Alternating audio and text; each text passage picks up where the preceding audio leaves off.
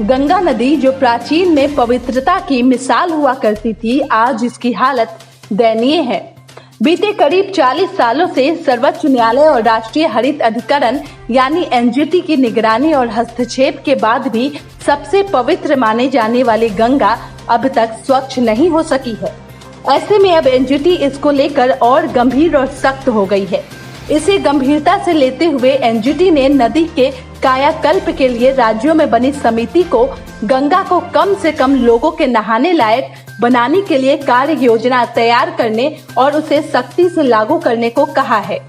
इसके साथ ही एनजीटी ने उत्तरी राज्यों के मुख्य सचिवों को गंगा को पुनर्जीवन देने के काम की समय समय पर निगरानी करने का निर्देश दिया है।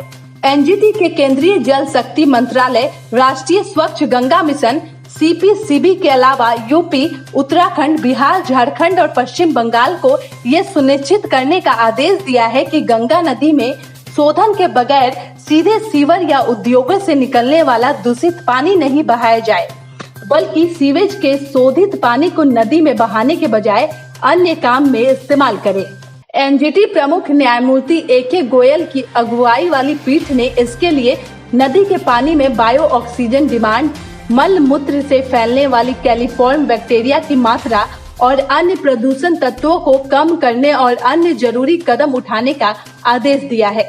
इसके साथ ही पीठ ने गंगा नदी के किनारे पेड़ लगाने और बायोडायवर्सिटी पार्क बनाने के लिए कैंपा फंड और अन्य स्रोतों से मिले धन के अलावा मनरेगा फंड के इस्तेमाल पर भी विचार करने का निर्देश दिया है।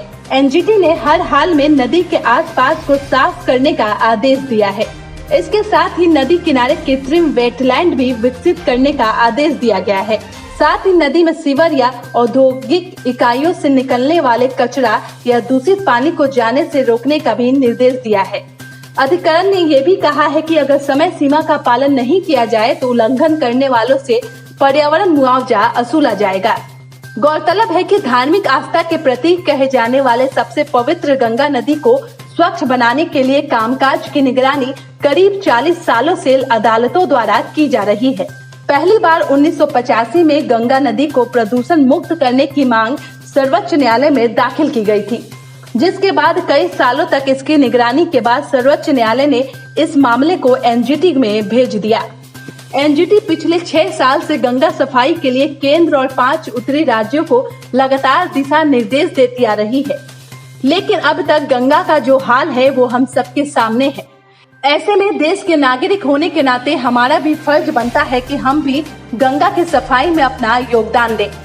ऐसी ही तमाम जानकारियों के लिए हमारे साथ जुड़े रहें और देखते रहें पर्यावरण पोस्ट।